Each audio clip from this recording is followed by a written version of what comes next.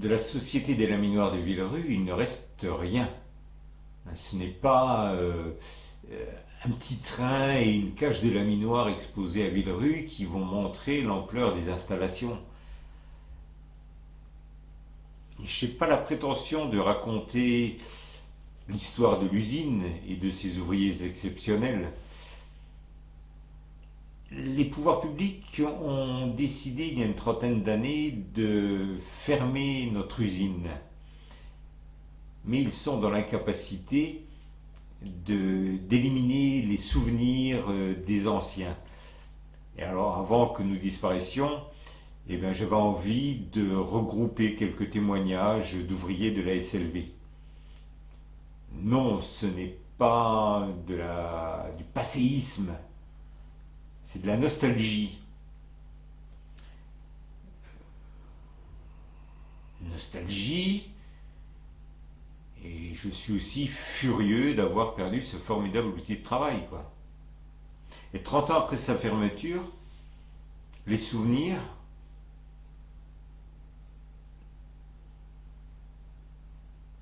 et la rage sont à fleur de peau.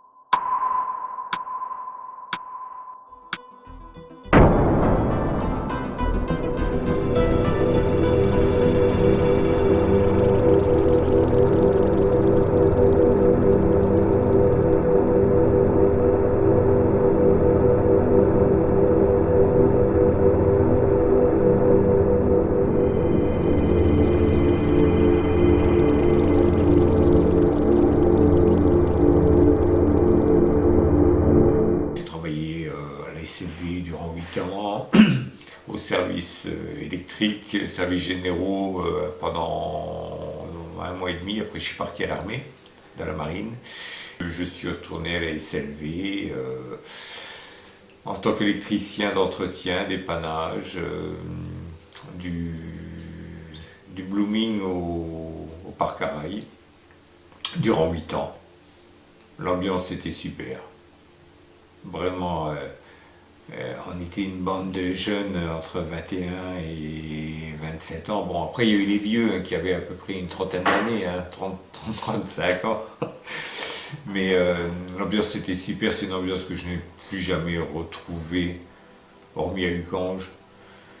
Maintenant, quand je passe devant ce putain de chantier, je repense souvent à la SLV. Et ça me fout les boules. Ouais, ça me fout les boules.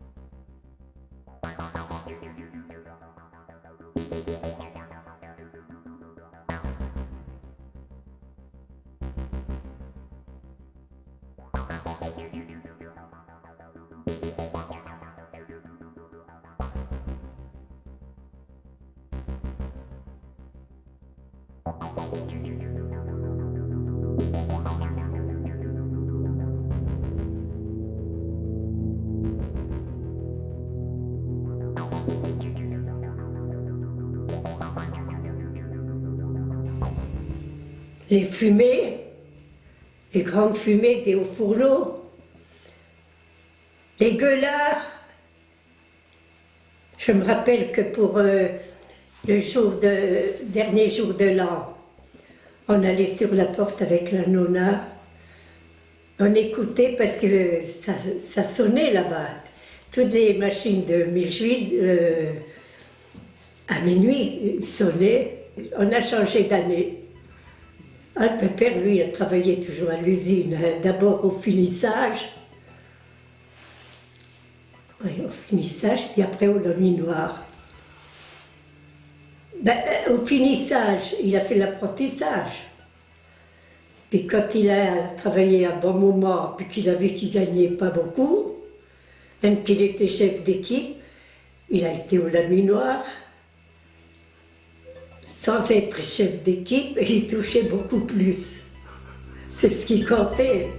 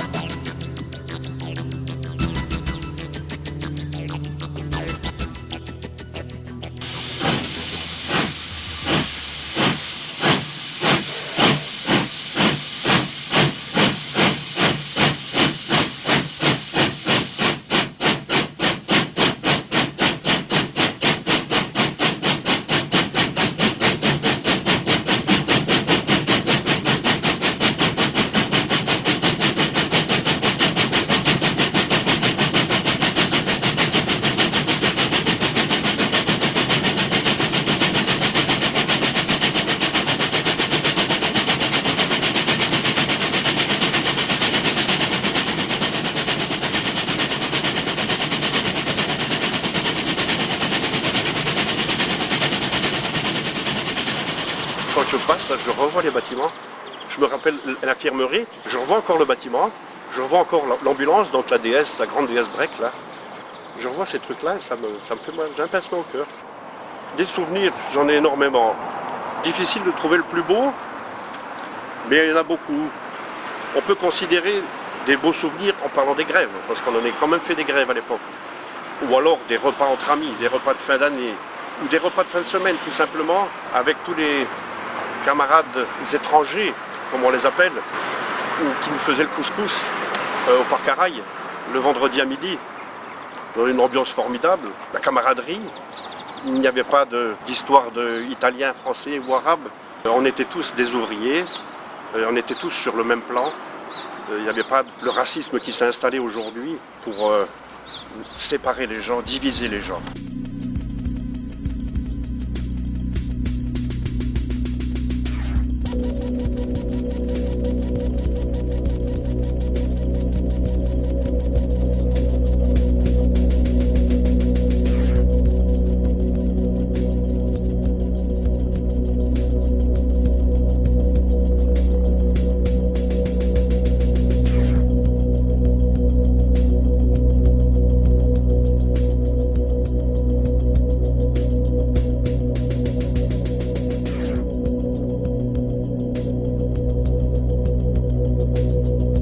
Moi j'habite rue Victor Hugo, qui est juste au-dessus de l'ancienne Micheville et Selvé. Et je promenais mon chien avec un ami. J'ai été lui montrer les restes de l'usine. Il y avait un homme en pleurs. Il habitait avant, ses grands-parents habitaient rue de la Meuse de l'autre côté. Et détruit de voir dans quel état était devenue l'usine. Il espérait trouver une usine, il retrouve des caravanes détruites. Il avait tout connu, sa jeunesse, la piscine où il allait se baigner, la salle des pendus que ça s'appelait avant.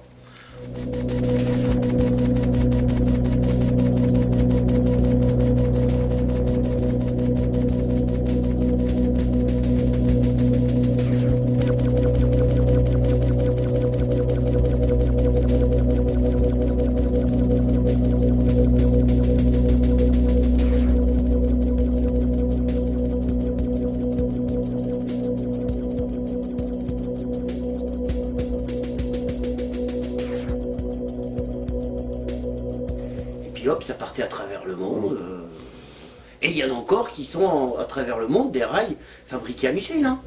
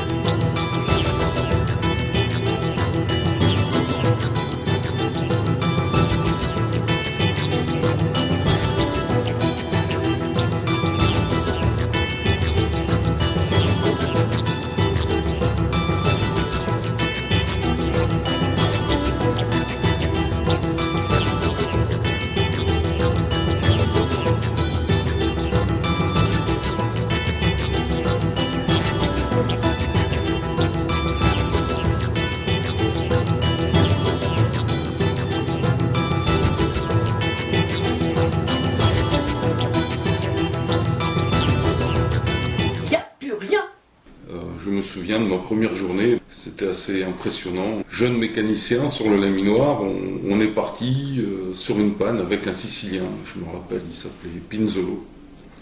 Il était près de la retraite, il me parlait de ses champs d'orangers en Sicile et du moment où il devait prendre sa retraite. Voilà un des souvenirs que j'ai du laminoir à rail. Et d'autres après au four électrique quand je suis parti au four électrique. J'en ai gardé quand même un bon souvenir parce que j'ai rencontré des hommes courageux, des personnes avec beaucoup de valeurs morales qui par la suite pour moi étaient des exemples. Voilà. J'en ai gardé beaucoup de souffrances physiques parce que travailler à l'usine c'est très dur, essentiellement l'hiver, avec des différences thermiques extrêmement importantes qui est difficile pour l'organisme à gérer.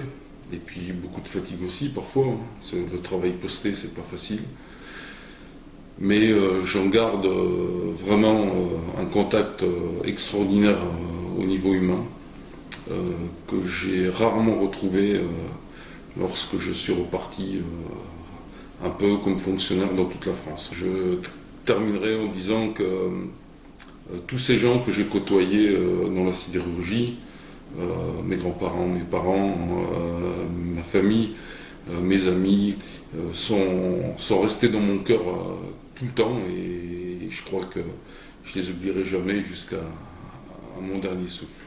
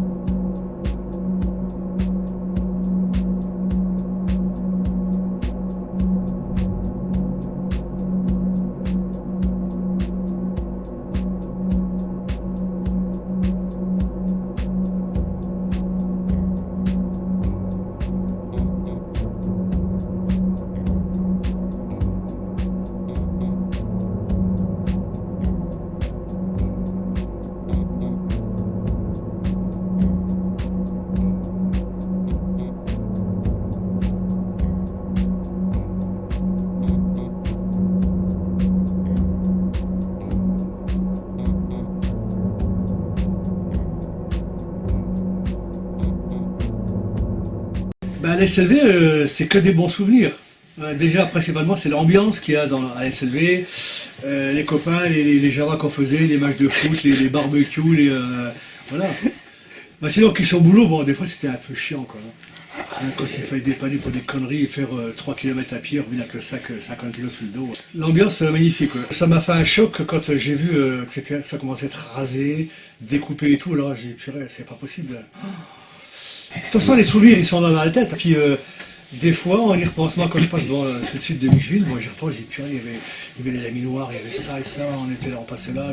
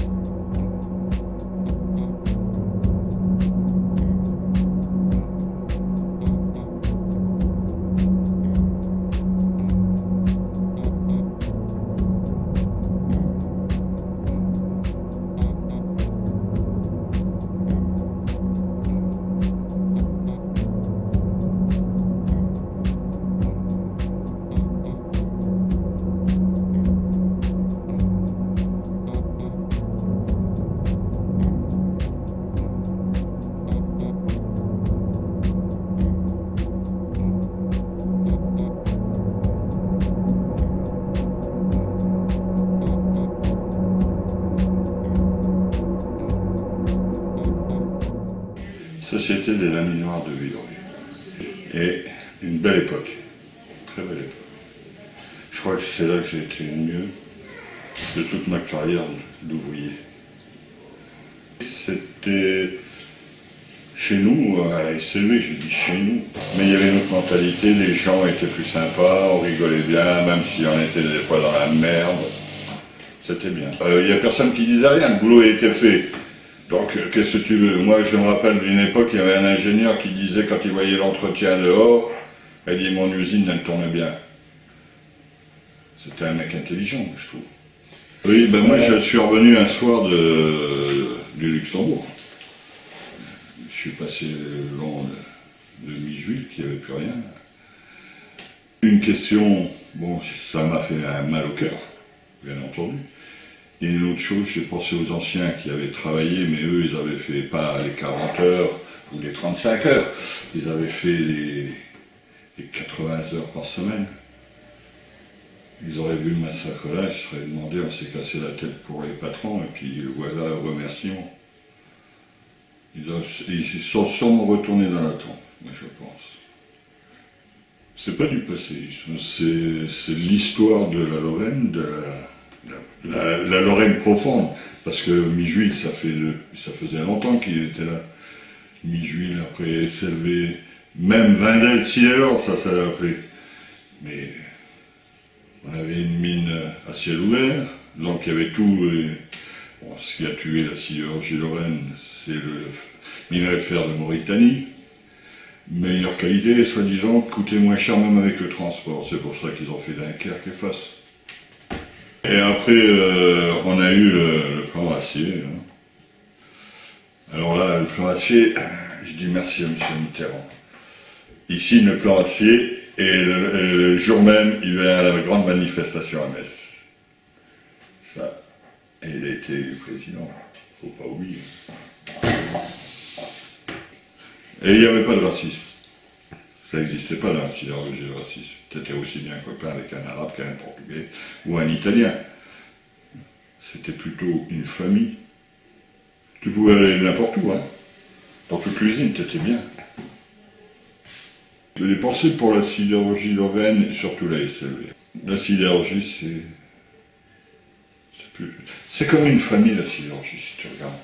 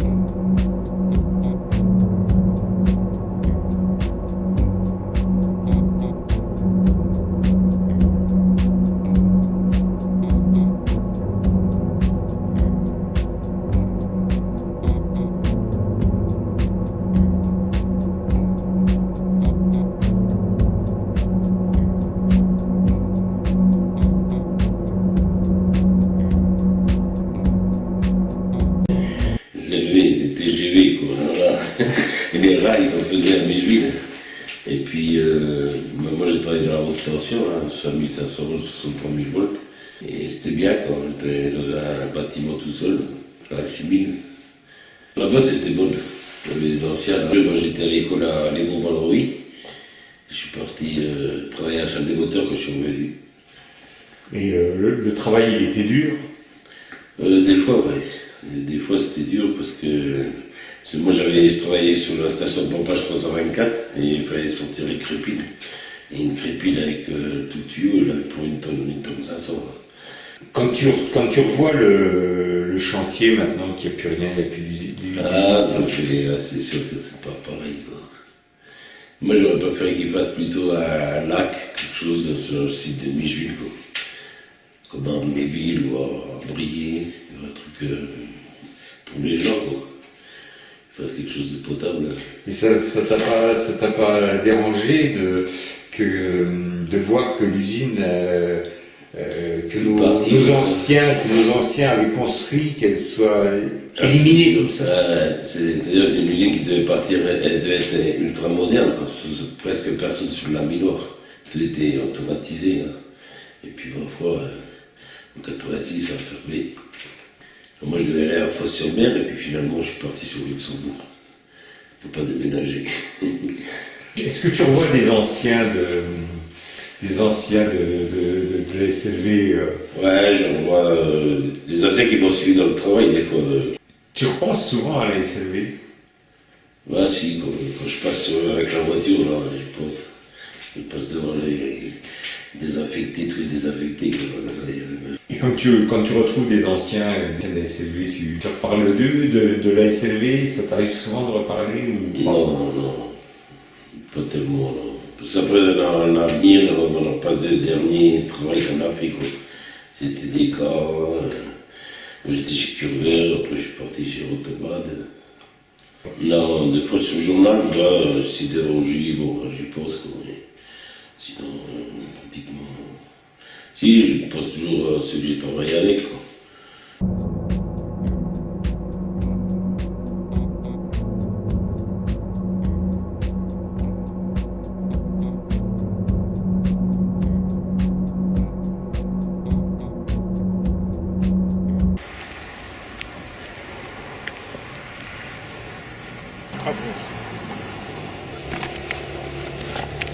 Ah, ça c'est gentil. Les souvenirs. Ça c'est gentil. Très beau souvenir, merci beaucoup. Nous avions notre usine qui était là-bas derrière. Bon, maintenant la modernité, on a un joli pont, on a des beaux arbres. Et bon, théoriquement, on devrait avoir un nouveau Micheville, une écocité. Pour moi, c'est beaucoup de paroles, beaucoup de blabla. Ça fait 30 ans que l'usine a fermé, au mois de juin. Il n'y a toujours rien, mais alors rien de rien. Une simple route, contournement et désenclavement, qui a pris des dizaines et des dizaines d'années, qui n'est toujours pas fini.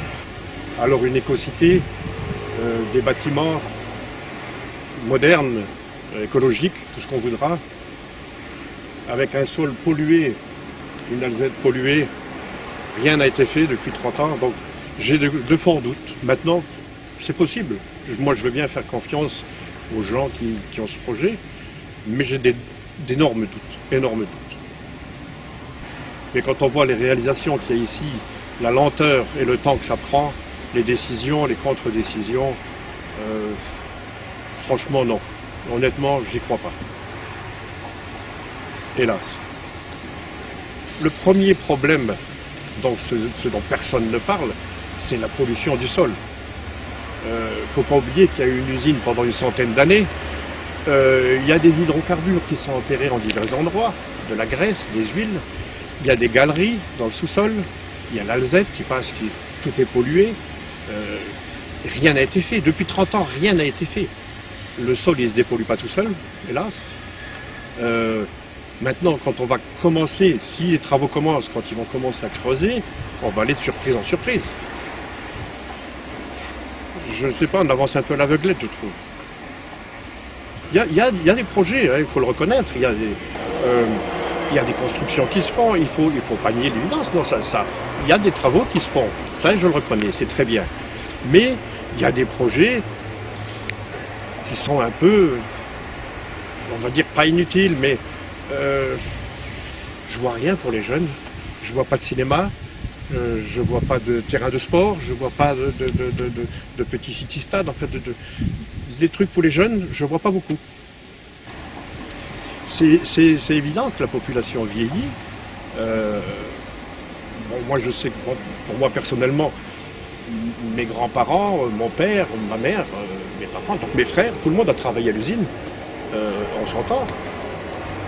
Maintenant, on arrive vers les 60 ans. On est encore jeune. Mais bon, et on voit de moins en moins de jeunes. On voit des écoles qui ferment, des classes qui ferment. Ça veut dire que la jeunesse, elle est de moins en moins là. Et c'est dommage.